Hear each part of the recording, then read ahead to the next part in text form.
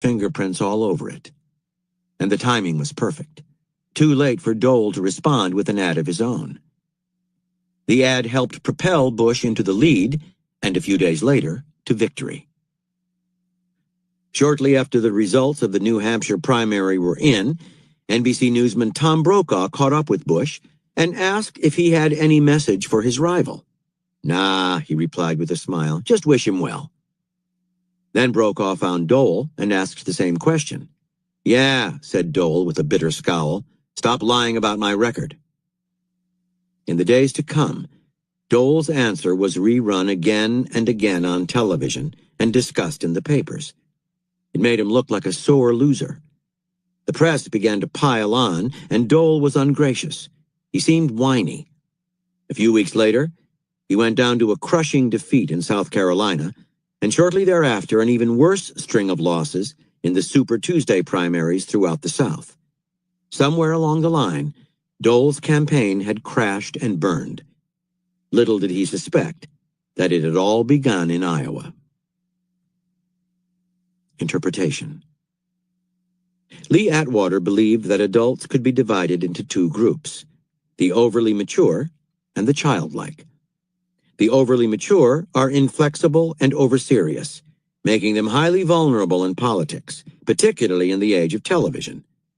Dole was clearly the mature type, Atwater the child. It didn't take Atwater much research to see that Dole was hypersensitive about attacks on his wife. Replaying old charges against her in Iowa, Atwater was able to get under the senator's skin.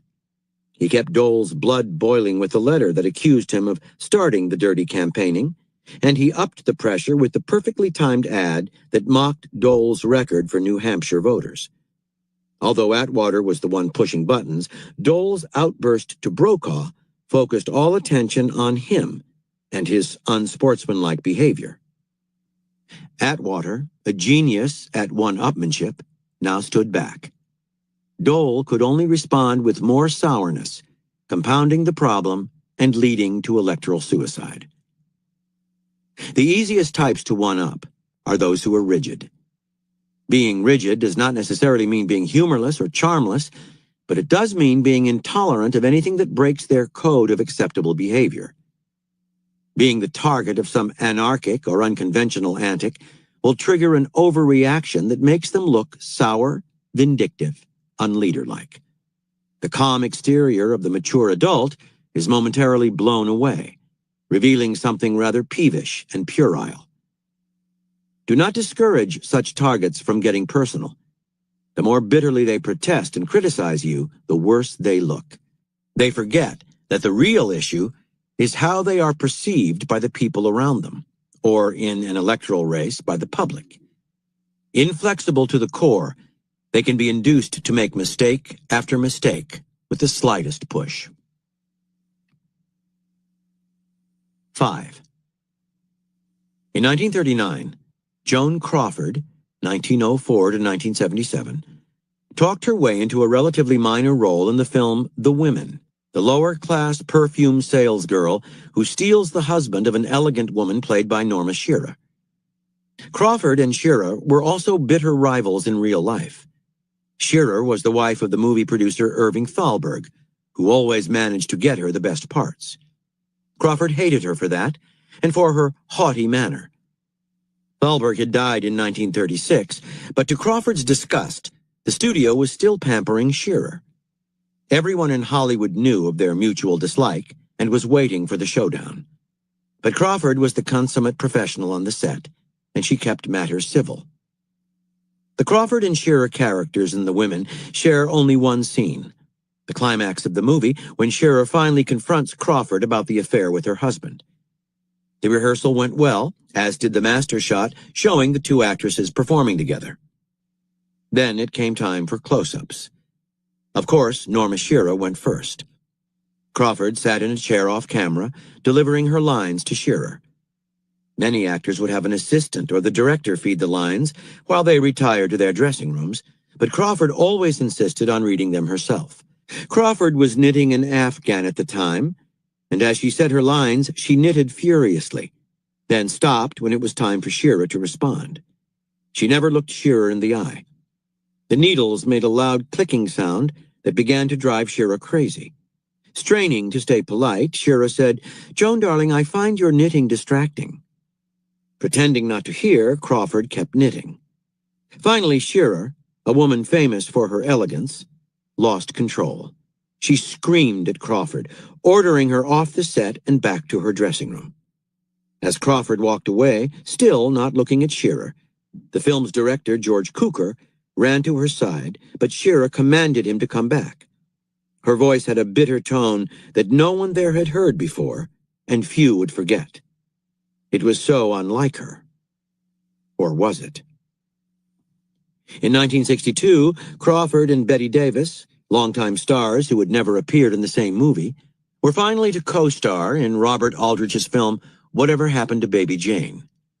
Crawford and Davis had never been thought to like each other too much, but Crawford had encouraged the pairing. As good publicity, it would help to extend their careers. Once again, their behavior was civil on set, but after the film came out, it was Davis, not Crawford, who was nominated for a Best Actress Oscar. Worse, she immediately started crowing about it, proudly announcing that she would be the first actress to win 3 Oscars. Crawford had only 1. Davis was the center of attention at the Oscars. Backstage before the event, she was unusually gracious to Crawford. After all, she could afford to be. This was her night. Only 3 other actresses were nominated, and everyone expected Davis to get it. Crawford was equally polite. During the ceremony, however, as Davis stood in the wings, waiting, she hoped, to accept the award, she got a shock. She lost. Anne Bancroft won for her role in The Miracle Worker. And there was more. As Davis stood taking it in, she felt a hand on her arm. "Excuse me," said Crawford, as she strode past the stunned Davis to accept the award on Bancroft's behalf. The Oscar winner could not be there that night. On what was supposed to be Davis's night of glory, Crawford had somehow stolen the limelight, an unbearable affront. Interpretation. A Hollywood actress has to be thick-skinned, and Joan Crawford was the quintessence of the Hollywood actress. She had a huge capacity to absorb and deal with insults and disrespect. Whenever she could, though, she plotted to get the last laugh on her various nemesis, leaving them humiliated. Crawford knew that people thought of her as somewhat of a bitch, a tough, even unpleasant woman. She felt this was unfair. She had been kind to many, but she could live with it. What annoyed her was how Shearer got away with playing the elegant lady, when in fact Crawford believed she was a nasty specimen beneath her charming exterior. So Crawford maneuvered to get Shearer to expose a side of herself that few had seen.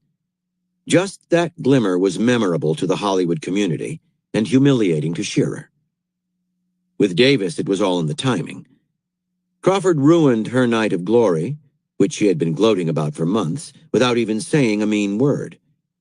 Crawford knew that Bancroft would be unable to attend and learned from inside information that she would win, so she happily volunteered to accept the prize on her behalf.